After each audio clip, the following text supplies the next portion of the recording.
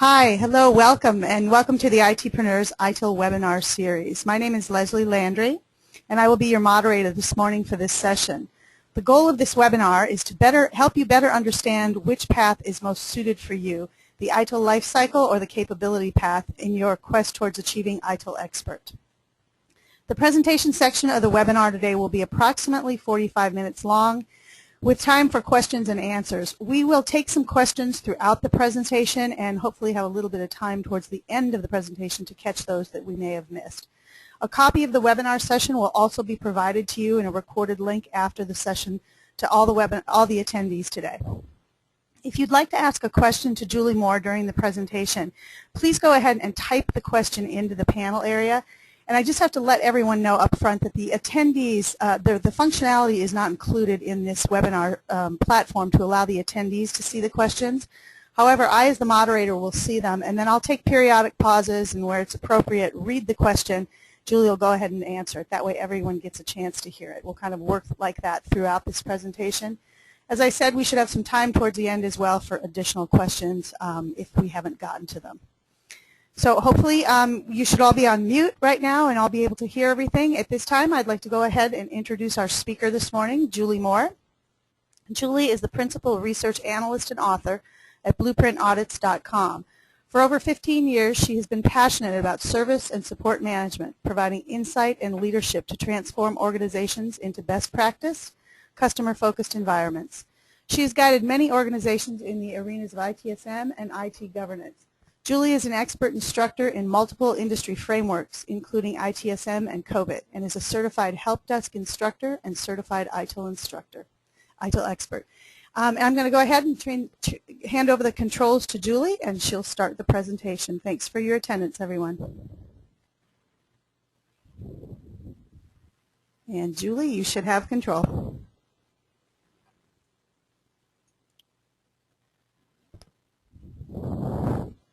Julie? I'm here. Hold on just a second. I was on the last slide instead of the first slide, so I have to... Okay. Let you back up a second there. There we go. Okay, you can see my screen now? Yes. Perfect. Well, good morning, everyone, and welcome to this webinar. Today we're going to be discussing the different paths to ITIL Expert, looking at both the life cycle and capability paths, talking a little bit about the target audience and typical roles and responsibilities, and the reasons why you might choose to take the life cycle or the capability path. We'll also look at some of the advantages to doing a mix and match path depending on your particular role and looking at the goals of your organization. At any time that you have a question about something that I've said or a follow-up to something that might have triggered something, a more particular question for you, please don't hesitate to type it in, and we'll get to those as quickly as we can within the flow of the material. We're going to start out by talking just a little bit about the foundation course. Within the ITIL framework, the foundation course is really geared towards getting an organization on the same page. It's very much like learning a second language. When you study a new language, you begin by memorizing key words and key phrases with the idea that as soon as you can begin conversing, that your learning will kind of take root and expand from there. And so the foundations course is just like that. We spend a lot of time looking at key concepts and ideas and processes with the idea that if you understand across the board what's going on in ITIL, you'll be able to begin having conversations and talking about the way that it's important to your organization. The Foundations course, however, was never intended for you to take the Foundation course and then immediately go into your organization and begin implementing. The level of detail is not quite at where you would want it to be in order to figure out and manage in a complex situation how to leverage one of the key concepts within ITIL. So the foundation is absolutely critical, and they've made it a mandatory prerequisite for getting into the intermediate level, but the intermediate level is where the true learning really begins. We're not so much on focusing on memorization. We're now analyzing and looking at these concepts and kind of dissecting them to understand how they may work in a particular environment. So you may recognize this graphic. It's provided by APMG to demonstrate the different paths that you can take. When you complete the foundation course, you have 2 credits towards earning the ITIL Expert certification. The Lifecycle module or path has 1 course for each book, and each one of those courses is worth 3 units. The capability modules, there are 4 classes, and each one of those classes is worth 4 points. So just by looking at this, you can see at the intermediate level you have a variety of different things that you can do. I mean, obviously you can go all life cycle or capability, or you can mix and match depending upon where it is that you want to get a core set of knowledge. Do keep in mind, however, that the life cycle and capability courses do overlap. So for example, if you were going to take service design and then decided to take PPO, it would be duplicating a vast majority of the content.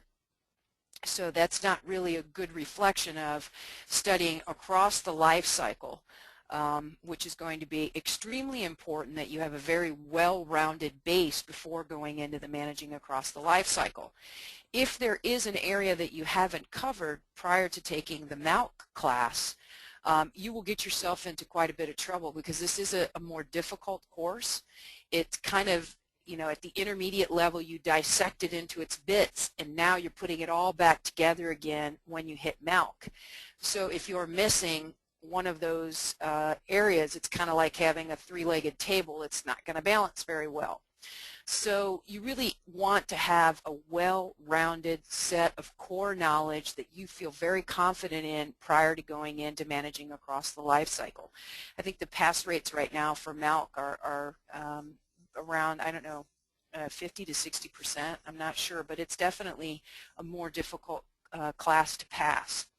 So in order to get to ITIL Expert, you want to prepare yourself adequately at that intermediate level.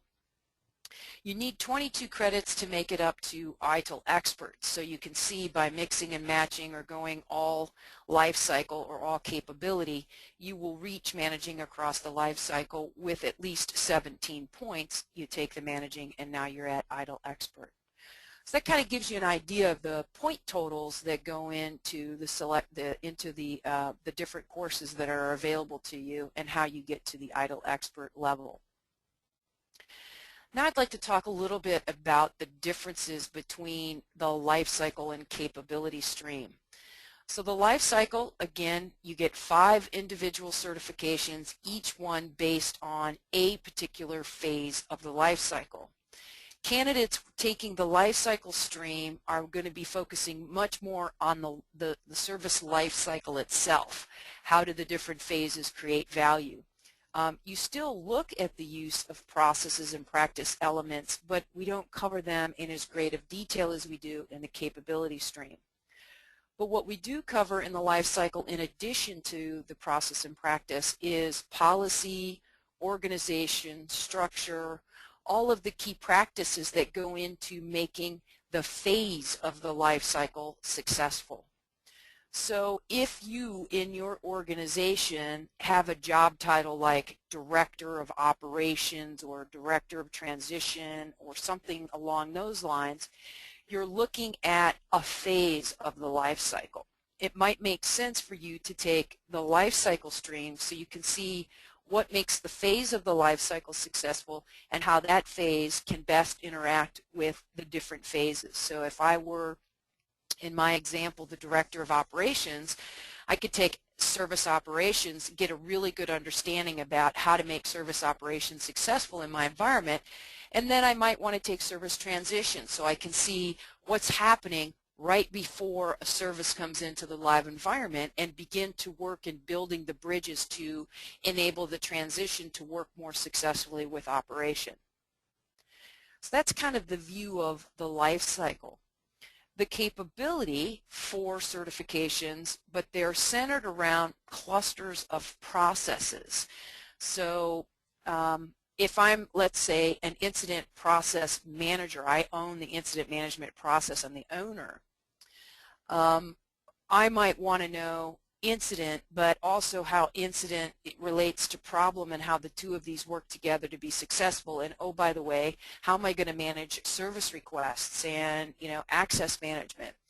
And so here we see a much more centered view on the processes themselves and the interfaces between these processes and other processes that they highly depend upon. So the clustering is really to pull these processes together that have these strong dependencies. So they don't stick in one phase of the life cycle or, you know, solely. We can pick from two or, you know, however many are necessary to cluster these processes together.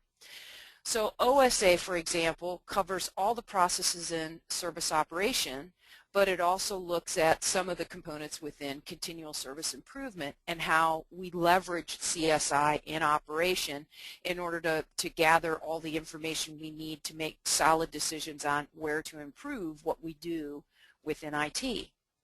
So candidates going the capability path really want to have a deep understanding of the processes and the roles involved, how those processes are implemented, and how they interact with other processes within the framework.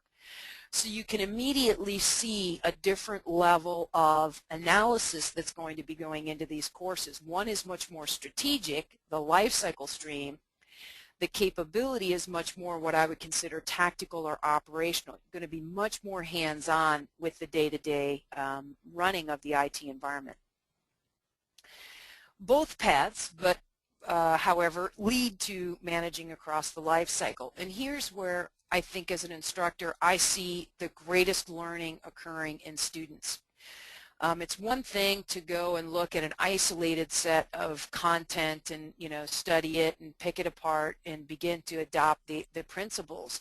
It's another thing to put all of it back together. In managing across the life cycle, it's not enough to just know how incident management works. You have to know how incident management creates value for the whole life cycle. And so it's about putting all of these things back together and understanding the intricacies of the relationships of everything in the service life cycle. This course is more of the consultative view. Let me take a concept from CSI like assessment and apply it to this scenario where I'm looking at many different things going on. So for example, I may want to assess people, process, and tools. So I'm going to come into this scenario and I'm going to look at it and I'm going to apply concepts from maybe one or two different phases of the life cycle to analyze a particular scenario. So the concepts that you cover in Malc are really like the glue that brings everything back together and creates this holistic view of the service life cycle and how to make all of it successful within your environment.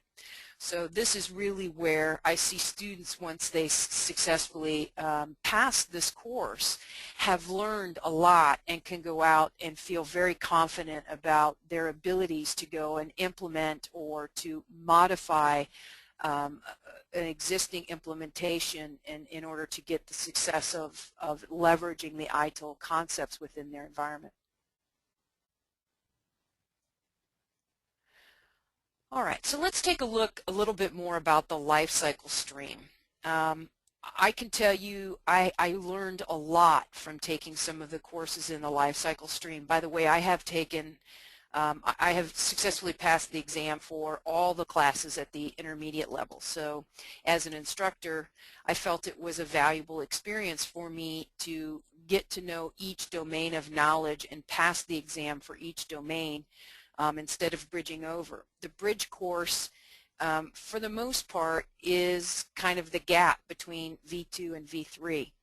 And from my perspective, there have been far too many students that have graduated as a service manager and don't still have a good foundational knowledge of how to implement or how to leverage ITIL.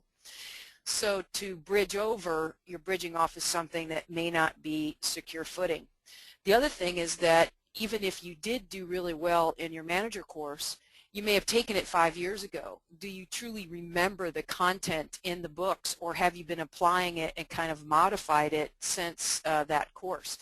So it assumes when you go into a bridge class that you remember your V2 material and it complements it with what is the V3 content.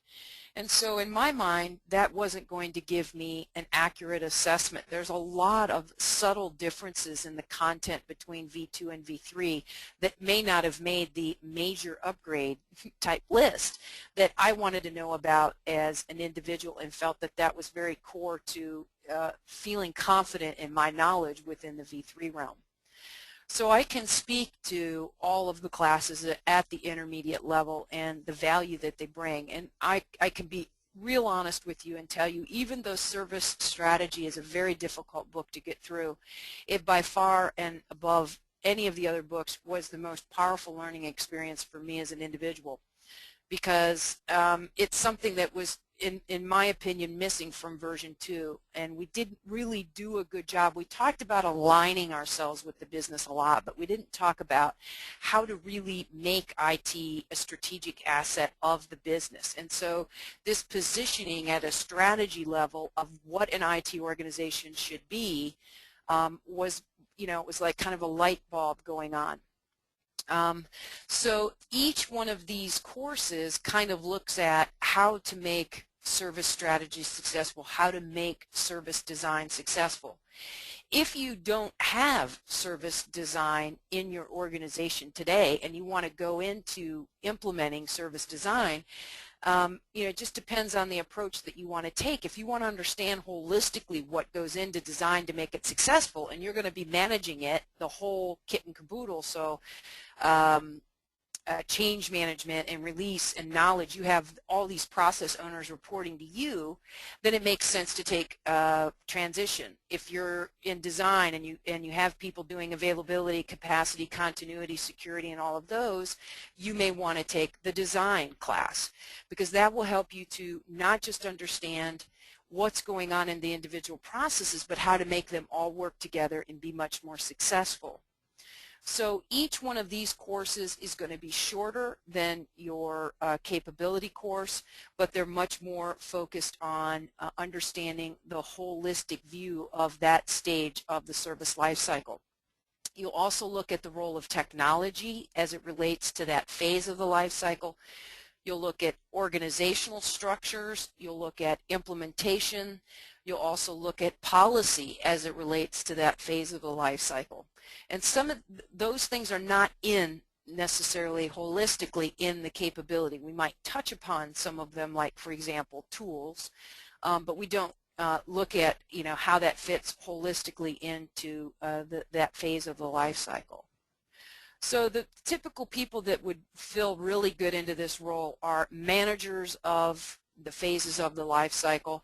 A lot of times we see people who are bridging between the business and between IT, going the life cycle stream, because they really just want to understand what's going on in that phase of the life cycle versus really understanding the nuts and bolts of it.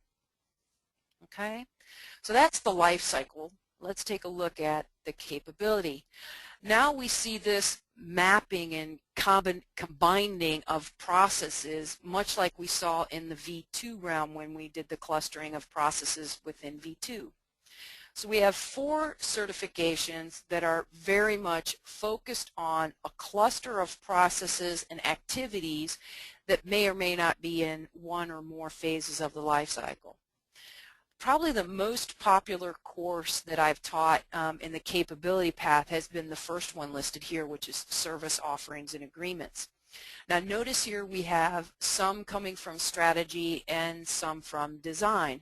So we have portfolio, we have demand, and financial management, the 3 major processes out of service strategy, and then we're tying and connecting them to the key processes in design that help to support them, like service level management, service catalog management, and supplier management.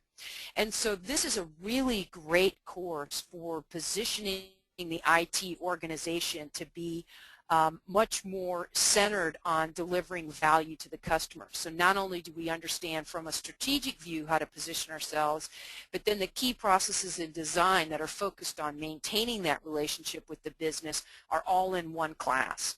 So it's a very powerful class, a lot of great conversation around, you know, how do we market our services to the different groups and how do we capture that in the service catalog, and you know, what types of structure of service level agreements should we have with our customers. So it's a very a great class when you're focused on creating a much stronger, more valuable relationship with the business.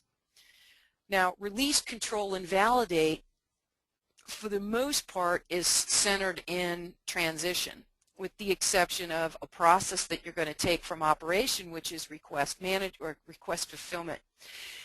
Here, we're looking at transition from a process perspective, and again, lots of great dialogue around what creates a successful change management process, how does that effectively hand off to release, and what is this whole packaging thing. Lot of great dialogue around an area that in most organizations can be quite a pain point of managing transition correctly. But I like the combination in this course of bringing request fulfillment into and looking at it as it relates to transition, because many organizations struggle with what is the difference between a standard change, something that is documented, has low risk, and a request model, which is documented and has low risk and has an approved, you know, authorization. So we kind of see this, and many organizations say, well, why wouldn't we do that in request fulfillment? So it really lends itself to these great questions and dialogues with students around what's the difference and how do we manage it and determine the scope that's appropriate for our organization. So again, a very powerful course, very effective for helping you to go back to make a difference in the live environment about, you know, transition. Now, you would think OSA would be a highly requested course. I think the reason why I don't see OSA being requested as often is because most people that are looking at ITIL, especially if they started with version 2, have pretty much got service operation under control. So that doesn't necessarily mean they're looking to expand their knowledge in operation. They're usually going after other areas that are the low-hanging fruit. But there have been significant changes in the framework in the area of service operations. So we used to have an incident and problem, and fulfillment was just a part of incident management. Now we see the addition of access management, event management, and request fulfillment becoming its own process. It's like it's all grown up now and out there in its own decked out shoes. Walking around saying, woo, look at me. But OSA has a lot of value for organizations that are just beginning an ITIL implementation, because this is the area where we can better manage the quality of a service before we go back to the drawing table and begin to reinvent the service to make a higher level of quality. It's also where we're gathering all of the information that's necessary to make the decisions on where to improve. So notice we have everything in service operation, and then we combine into that the CSI information. And again, you see this very focused view on processes and the relationships between them. Notice we're not talking about policy, and we're not talking about, although we do touch around technology or implementation, it's just not nearly at the level of detail that we get within the Lifecycle course. The last one, planning, protection, and optimization, also crosses service design and a little bit of strategy. But here we're looking at the processes that are really focused on designing of the services themselves. So capacity, availability, continuity, and security all within service design, and then demand management, which has a very close relationship with capacity management once we leave strategy. Risk management is in there as well, because capacity, availability, continuity, and security all have ownership of risk management. And so you can see this strong focus on how can we design a service more effectively in order to make certain that once it is brought into the live environment, it's going to deliver the value that we need within an organization. So Leslie, I heard you come off mute. Did you have a question? Yes, Julie, I wanted to stop for just a second. There was just one question. Actually, there were two, and I wanted to address one is a question asking about a dial-in number. There was not a dial-in, a U.S. dial-in number provided for this webinar because with a large number of people, there tends to be a lot of feedback with the dial-in. So I apologize. Hopefully with the recorded link, you'll be able to listen to that if you're not able to use a headset today. But the question that came up, Julie, from the audience was, what about if you're a service manager too? What if you're a V2 service manager? How does this apply to you? Yeah, I had a gentleman ask me last night about, I'm a V2 service manager. What should I do? Should I bridge over? And it's the same answer, is it really depends on what your objectives are. If you truly want to understand and be able to manage an implementation within V3, I'll be real honest with you, it's probably not the answer you want to hear, but I would embrace the material and go through one of the paths. The path that's going to most closely reflect your V2 learning experience will be this capability stream, because V2 was very centered on processes. So you'll see a very similar approach where you study a process, do some work about using the information you've learned with a case study, and then you'll go to the next process, learn it, and then take some time to do an exercise with it. So it's very, very similar to what we did within the V2 Manager course.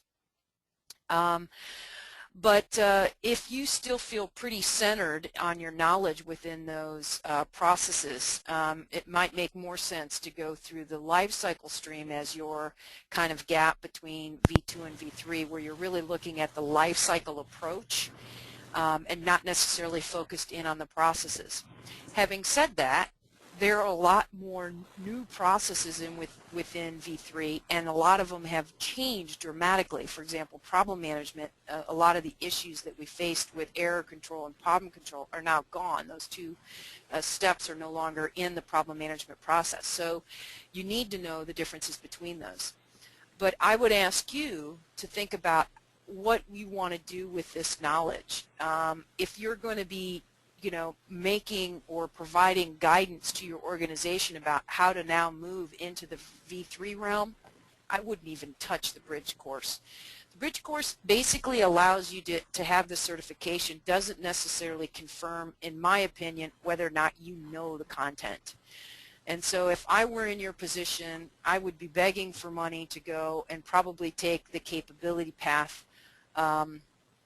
And if I were like a managing consultant where I would be managing implementation from a high level, I would probably take the life cycle path.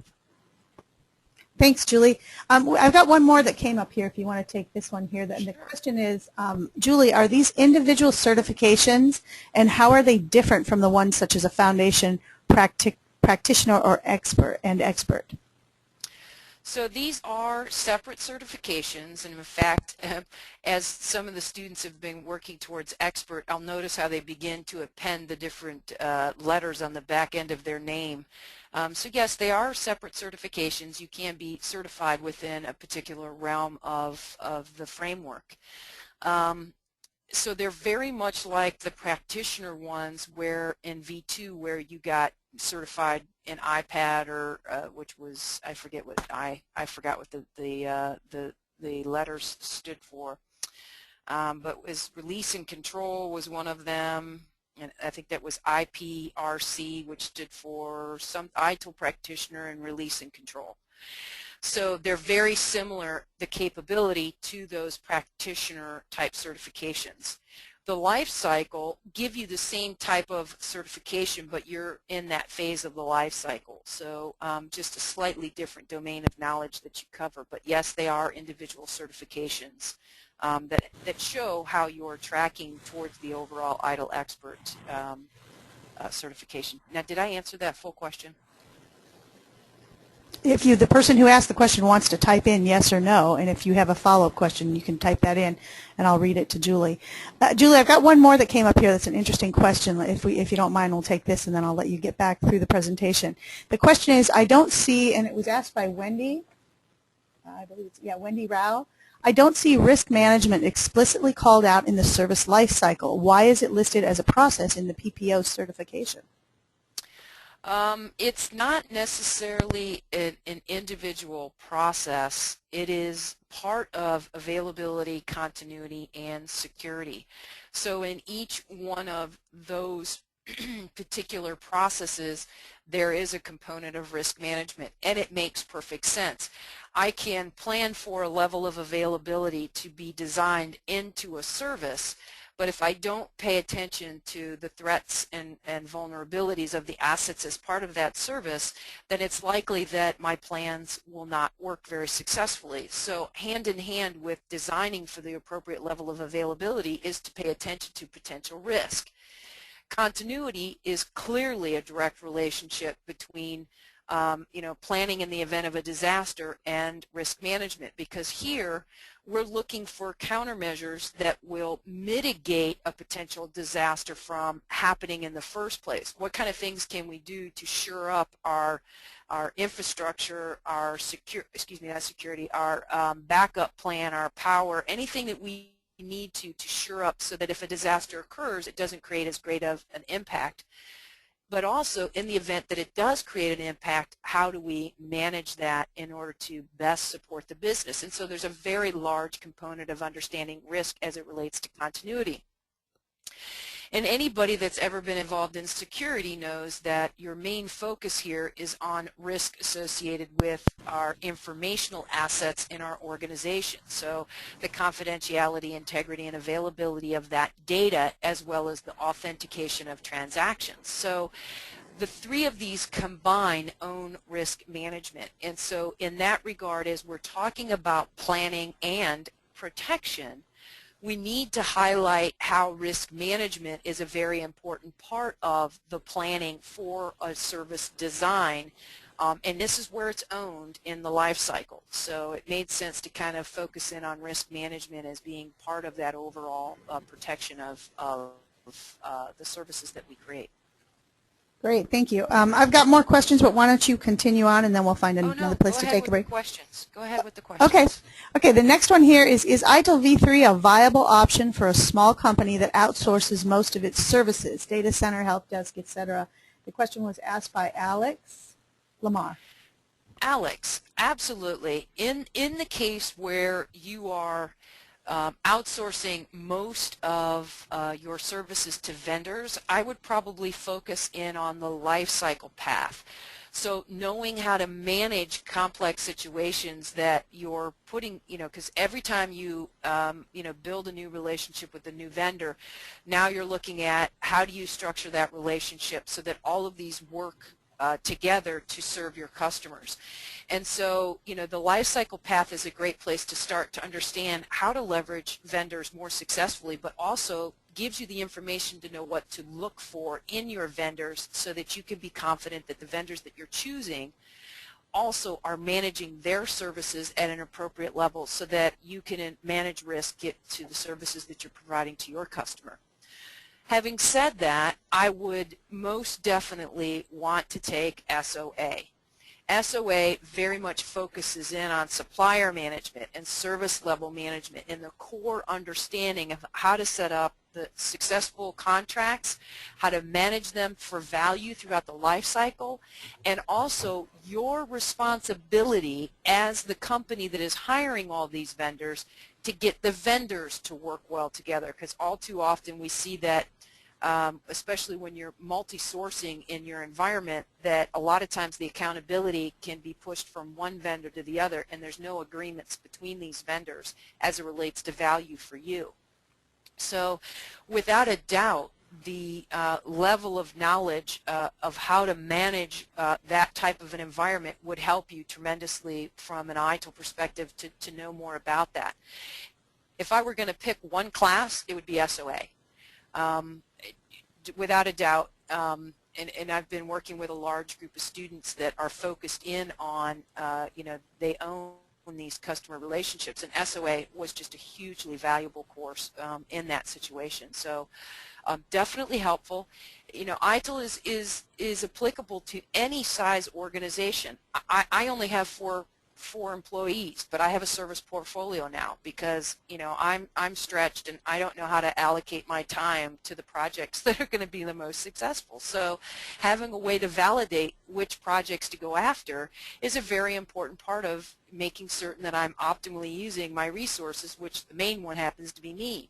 And that may seem kind of odd, but it is a way to help manage any size enterprise. I have a good friend who's also an instructor that works with ITP that uses ITIL in his restaurant, which I think is another great application to show how it really can apply to just about anything.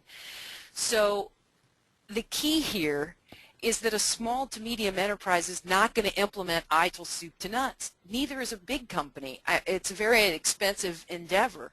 But what you have to do is pick and choose from the framework what makes the most sense to help mature your organization, because this is what happens to small companies.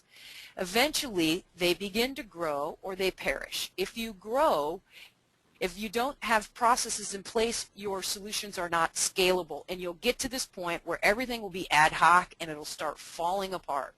So the sooner you start looking at ITIL, the more valuable. So I would start with SOA, and then maybe the other life cycle courses would probably be the better fit. Great, thanks, Julie. And that was all the questions I have at the moment. So if you want to continue on, go forward. Certainly. So which path is right for you? We basically have three paths: all life cycle, all capability, or mix and match. Now for most people, it's best to just stick with either life cycle or capability because it gives you a well-rounded set of knowledge across the life cycle in order to prepare you for Malc. Okay, and the capability modules all complement each other, and the lifecycle modules all complement each other. So you get this nice, smooth view of either the life cycles or the capabilities within the framework. Now, what if you're, in the example that we just used, someone that has a core set of knowledge where they might want to tunnel into much greater depth, for example, in a capability class, but they don't necessarily want that same set of knowledge in the other key areas. So, does it make sense to mix and match? And we're going to take a look at, in a slide coming up, one of the other options that I recommend in the mix and match realm. But in order to make the decision on what works best for you, this view of looking at these two different paths that you can take should help you to make the decision of which is the best for you.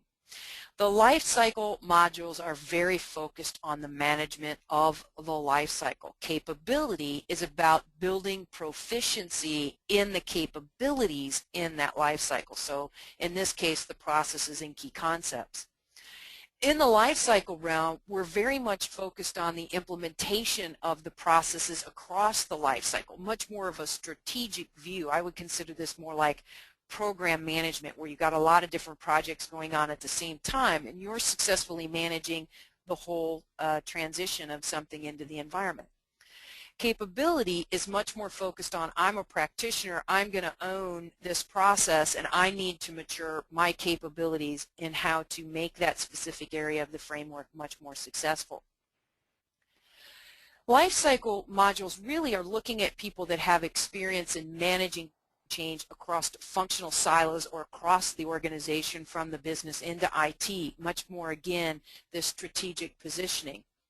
The capability, we're really looking for experience in, I know how these activities work, I know how to measure them, I'm very much focused on within the process making it successful or the outcome of the process. Someone that would probably be very ideal for the life cycle are the people that are doing balanced scorecards. So you're doing dashboards and balanced scorecards that show the health across multiple areas, not just a process. Versus capability, this is where we're looking at creating reports around the success of a process and maybe how that process is providing value to another one. So we see this difference in perspective of view of what do I manage. One is much more high level, the other one much more tangible.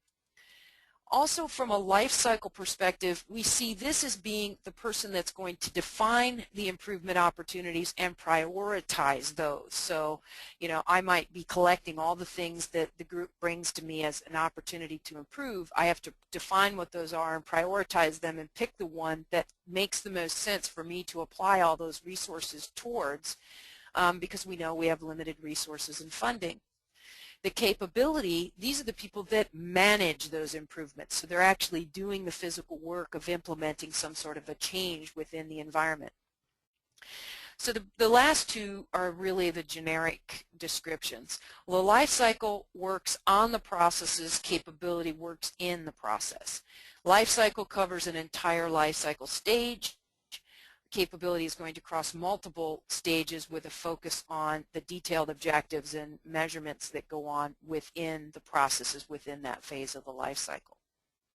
So that should help you to kind of position these two in a way to help you understand which is the best approach to you.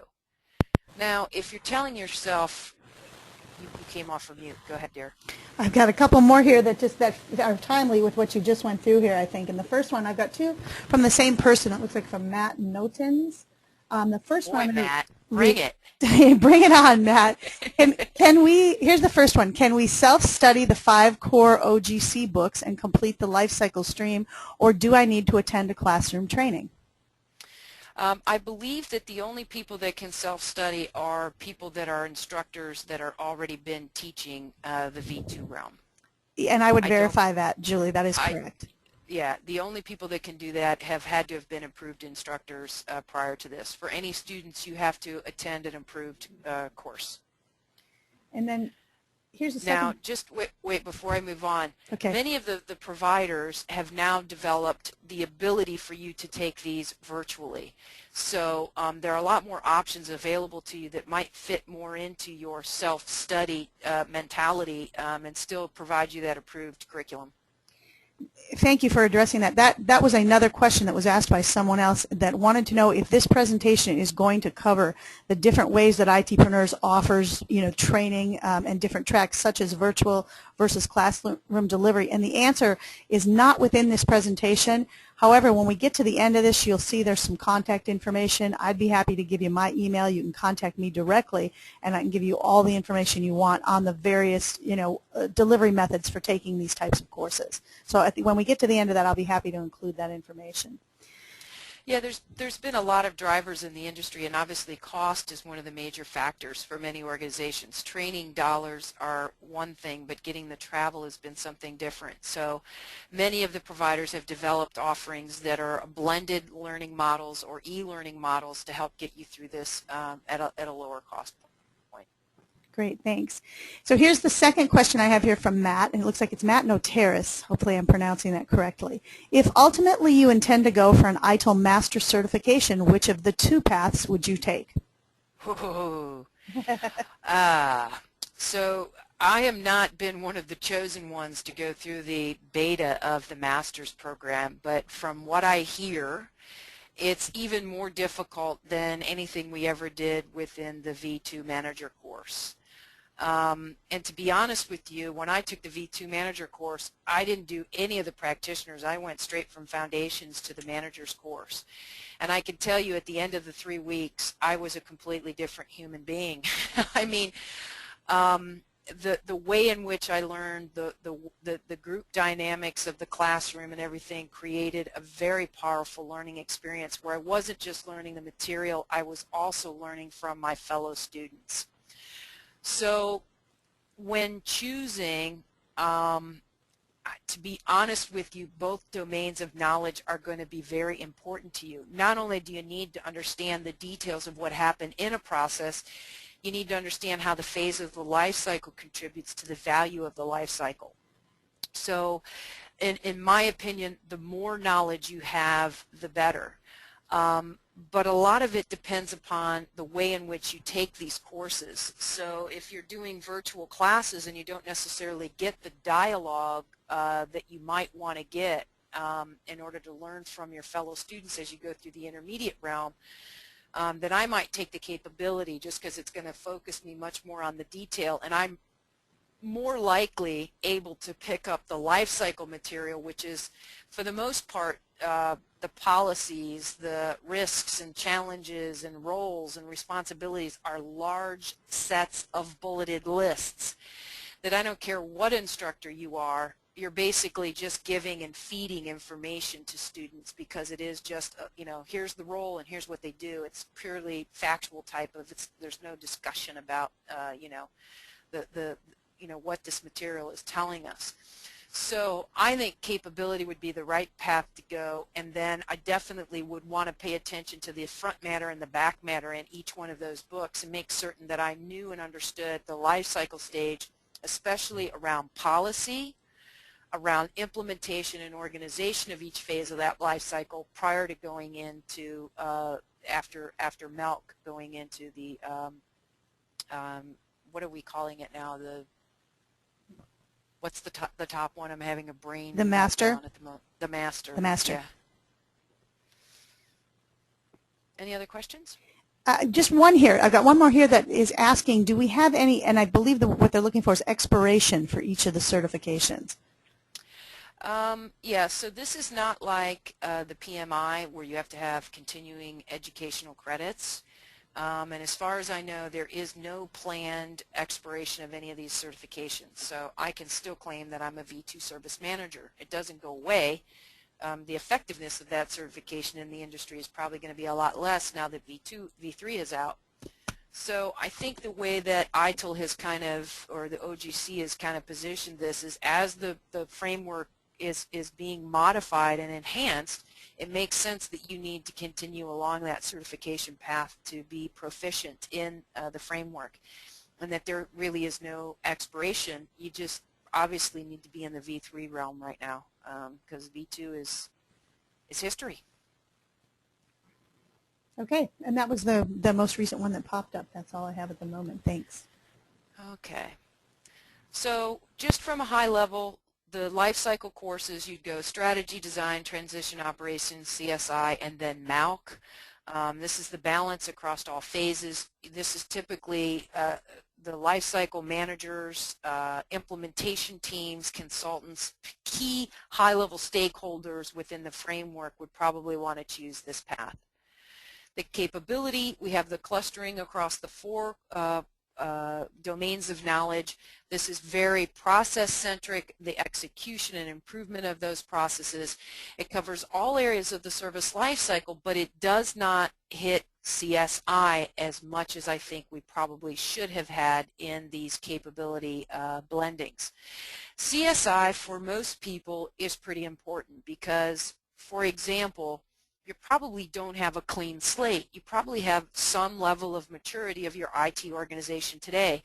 And CSI really teaches you how to go in, take a look at what you've got, and kind of come up with an opportunity to begin leveraging ITIL to improve the maturity in the environment. So it's not covered very heavily in the capability stream, but it is used extensively in Malc. So this, I believe, is the one key weakness of going the capability path is you don't get enough of CSI as you probably would want to have. And again, the roles here, more operational staff, process level type consultants, process managers, practitioners, those that are involved in more the day-to-day activities of one or more process. So this hybrid approach is probably the only one that I would recommend, and only because it helps to address the lack of content that we get out of CSI. So because I believe that CSI is one of the most vital courses for every single student trying to become an ITIL expert, what we can do with a hybrid approach is say, okay, let's put CSI in there, but instead of doing PPO, which you notice was mostly the service design processes with the addition of one or two from strategy, take service design instead, because the mappings of PPO to SOA are pretty similar, that if you just substituted in service design you wouldn't miss very much. But what you do get from CSI is hugely impactful to your ability to manage the modifications in these very focused areas around process improvement. So at the end of this, however, you'll have 25 credits.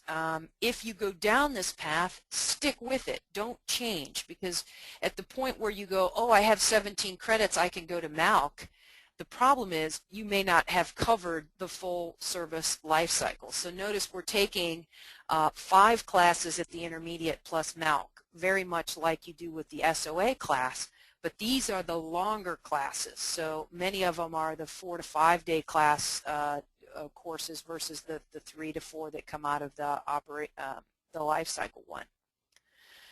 So here are the paths, and this chart comes from APMG. Option A, which is all capability, has probably been the most popular because the maturity level in many organizations, let's focus on processes, improving it, but very much like we did in the V2 realm, and so people are going through the capability path. If you've already done a lot of those processes, many organizations are seeking to leverage the life cycle more successfully. Option B makes perfect sense. Let's go through the high-level discussion of what makes each phase of the life cycle successful. Option E is the only other one that I would recommend, which is to drop planning and protection and optimization and add in CSI and service design in its place. Now, it is one of the higher point totals, but in my opinion, the level of knowledge that you will have coming out of option E better prepares you for managing across the life cycle than any of the other paths that we see up here, especially if you're going to be a consultant managing things in complex scenarios. You absolutely have to have CSI. And the level of detail may not be specific enough in the life cycle stream to get what you want as it relates to the capability. So this is a nice mix and match of the two, and it's also incorporates everything in the life cycle that you're going to need to be successful as an ITIL expert.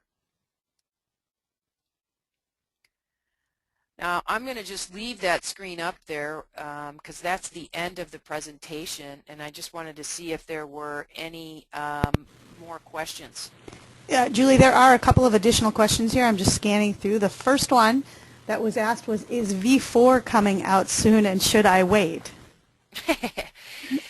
To my knowledge, there is no planned V4. V3 was a major upgrade to V2, and right now we're going through an update of the books. There were some, I like to call them idiosyncrasies. Some, you know, they very much pushed to get the framework out, and there's some things that have to be fixed that weren't kind of giving you the same view from one book to the other. So there's some standardization going through, and my understanding is they're rewriting service strategy more so than the other books. So I don't think they're calling that V4. I think it's just a rewrite of V3. I believe this one is here to stay for a while, folks. V2 was around for quite a while before we needed something that took it to the next level. Many organizations could spend the next 5 to 6 years just trying to get a level of V3 implemented that would be a successful level of maturity to integrate with the business. I don't think we've defined where we're going next. I think we're still waiting to see what happens with technology, the whole cloud computing. I think there's a lot that has to be viewed from a technology standpoint. Where are we headed before we can even start thinking about a V4? Great. Thank you. Another question that came up here from, let's see, let me see who asked this here. I think it's Sarika Raji. If one has to be involved in service management consulting, is Lifecycle Stream the recommended path? I would divide it up as follows. If I were a managing consultant, in other words, I had multiple consultants that were doing the work, reporting to me, and I'm doing the overall guiding of an implementation, I would go Lifecycle Stream. If I'm the actual consultant doing the work, I would go Capability Stream. And so that's kind of the difference between project management and program management, right? Somebody that's the overall overseer of everything, being program much more focused towards life cycle, and the people doing the actual work would be much more capability focused. Okay, thank you. There was another question here that I think you have covered this, but maybe if you could just reiterate a little bit. There was a question that asked, what is Malc? So maybe just a little more explanation on that particular course. So managing across the life cycle is commonly referred to as Malc, M-A-L-C for the abbreviation. That class really takes kind of the view of, let's put the whole life cycle back together and view exactly how to make this work in an environment. So instead of dissecting it into its bits, you're kind of sewing the whole thing back together and saying, okay, now how do I do this whole thing holistically? And so, like, for example, one of the areas that we focus on in Malc is the concept of an assessment. Well, we talked about assessment in CSI, but how do we actually do it? In Malc, we're kind of looking at complex scenarios and applying the concepts that we've learned throughout the framework, but now we're bridging absolutely across phases of the life cycle and looking holistically at how, for example, operations can help design to be more successful, and how do you do that and make everything within the life cycle successful. So whereas at the intermediate level we're breaking the framework down into its individual siloed types of concepts, in managing across the life cycle we come back together and we say, okay, I now know what goes into the framework. How do I holistically make this thing work in an environment? How do I come in, take a look at what's currently going on, and be able to say, I think we should start here and focusing our efforts to improve the environment. So it's definitely much more of a consultative view across the entire life cycle that requires you to remember all of the stuff that you covered at the intermediate level to be able to apply it to these complex scenarios. I don't know if you guys know this, but the development of the standards for ITIL were built off of something in an educational model that basically breaks down the learning into different levels. It's called Bloom's taxonomy. So the foundation is really about memorizing key facts. The intermediate is about applying and analyzing it. Once you get to managing across the life cycle, we now are hitting much more advanced levels of learning. And so this is a much more complex course. It's meant to force students to be much more autonomous in their ability to apply it, meaning there is no right answer, folks. It's up to you to determine what is the right answer for a particular scenario based upon the information that you're given. So very different type of course, both from a design perspective and from a learning perspective, you as a student. Thanks, Julie. I had one other question up here, and it looks like there were one that you had answered. For Jurian Burgess, you had answered one. He said, thank you for your intermediate answer. And then the question is that as I'm reading it is, I am already an ITP trainer, V3 intermediate courses, and was wondering if this was presented to the audience. I am interpreting that during to mean, was this open to people other than trainers? Was the webinar open to people other than trainers? And the answer to that is yes. If the question is something else than that, please go ahead and type another one in there if you want to. One of the other questions that was asked too is, will these slides be available? And yes, they will. Julie's just flipped to the last slide here for more information. The slides will be available. Everyone who had signed up and or attended this webinar this morning will receive the recorded link. So you'll have this presentation information in there, the slide materials in there. If you would like, I'm also, we can at this time, you can either type in other questions. It looks like I've scanned through the list here, and it looks like we've gotten to all of the questions that have been typed in. If there is anyone, I'm going to go ahead and you probably figured out how to use this control panel by the looks of it here. But if there is anyone who wants to ask a question, you can go onto your control panel. You can select the question icon and or the hand icon to raise your hand, and I will go ahead and unmute you and open up the mic if anyone has that. Sebastian, it looks like I see Sebastian De Felice. I've got a question mark next to you, so I'm going to go ahead and click to unmute. If you do have something for Julie, go ahead and ask. Oh, no, I'm sorry. I originally, I believe I sent it in, and we covered it? Hello. Yeah. Well, you said that you substitute SD for PPO, and where's the risk management then if you substitute out PPO or for SD? Yeah, that would be one of the weaknesses of going along that path, but keep in mind that service design does go through each of the processes, although not at the same level of detail, and risk management is a component of each one of those processes, so you would cover it. It just wouldn't have as great of an emphasis as it would within PPO. Did that help answer your question, Sebastian? Thank you. Yeah, there is no right or wrong answer there. So here's what you could do. Ideally, you could take the whole capability path and then take CSI, which to me would be probably the best way to do it, but most people are not going to palate, doing that. So by swapping out service design for PPO, you're taking fewer credits than to do it the other way. Okay. Thanks. Great. Yep. Thank you. And it looks like we have another one. There might be another one here, too, if we didn't cover this one, from Santosh Gundra. Santosh, I'm going to go ahead and unmute you. Did you have a question for Julie, Santosh? Yeah, hi, Julie. In the table of capability modules, the last point, that is the last point in this table that actually I was not convinced about it. Could you please get that slide? Is it this one? No, the previous one in the capability modules. The previous one? Yes. No, the previous one, please. That's One more Lifecycle. back. No, the table, the comparison table. Yeah, this one. Compare This one. contrast, yes. The last point over here for the lifecycle modules covers an entire lifecycle stage, and under capability modules may cross lifecycle stages based on objectives and metrics. Somehow I feel that these two should be, I don't know, maybe interchanged. The may cross lifecycle should be under lifecycle, and covers an entire lifecycle stage should be under capability modules. Maybe I'm wrong. Could you please help me understand if I'm wrong? You bet, and far be it for me to tell you that you're wrong. I won't do that. But let me suggest a different view. Yeah, so for example, service strategy, service design, service transition are all covering a phase of the life cycle. They're very focused in on the content within that phase of the life cycle. Mm-hmm. Leslie, can you mute? We're Sure. getting feedback.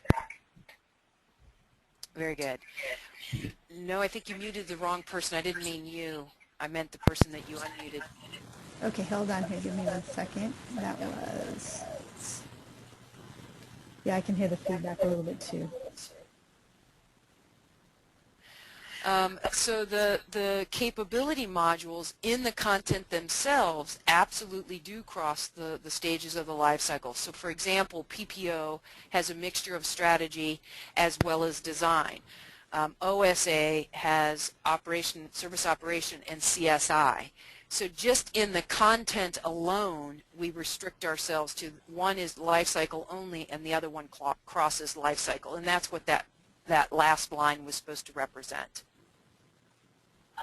Santosh, I just unmuted you there. Does that answer your question? Yes, I got your point now. Thank you. Thank you, Julie. You're very welcome. Okay, great. Let me go through a couple more of these here, and we'll see if we've answered them or not. But I've got a couple more that came up here. I think it's Raghib Saika. Raghib, are you still on, and do you have a question for Julie? Nope. I guess I unmuted him, and he's not there, so pick a couple others here. Jurian, I wanted to make sure that we answered your questions. You had a couple of them in there, so if you are still on here, oh, it looks like you are maybe connected via, I can't unmute you for some reason.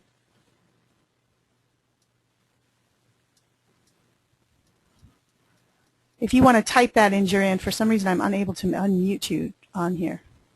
I've got one from Jason Rosenfeld. Jason, if you have a question for Julie, could you go ahead and ask it? I've had it answered. Thank you. You've had it answered. Okay. If anyone else has a question, please go ahead and raise your hand at this time. You can go ahead and do that, or you can type one in there. If I don't see anyone's hands go up, I'm going to assume that Julie has covered all your questions, that we've answered them, and then I'll just do a brief wrap-up here. So I'm going to turn the presentation back over to you. Okay, terrific.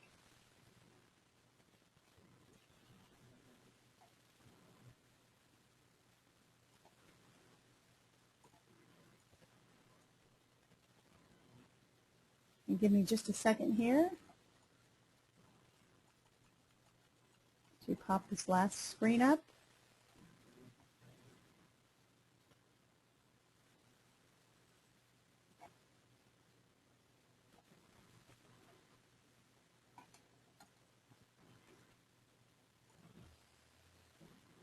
Okay, so what I just wanted to cover here is just to say thank you very much for all of you attending today. Thank you for your time. Thank you for the great questions that you presented here. And thank you, Julie, very much for your time today and all of your input and knowledge and all your knowledge sharing. Just a couple of things I want to point out on this last slide here. There's a number of different contact numbers and informations for different regions where you can find out more information. I do not see the slide, Leslie, so I don't know if anybody else can see Okay, it. hold on. Did you share it? I should have. Can you see it now? There, now it's coming up. Very good. Okay, there was just a lag. Apologize for that. There was just a little bit of a lag there. So what's on the screen here is you should all be able to see this now. I've got it up here. It's just the contact information both for Julie Moore and several different regions within ITPreneurs. I wanted to point out to you at the very bottom, the link there that is the ITPreneurs.com expert site is a site that's dedicated to this ITIL Expert program. And it will address the question that someone had in terms of how do we offer this, what type of delivery methods are. We have come up with something called a blended learning solution that combines e-learning and self-study along with classroom, which can either be delivered virtually or a classroom setting. So there's a number of different options. If you go to that site, you can also contact me directly. I'd be happy to answer any of those questions for you.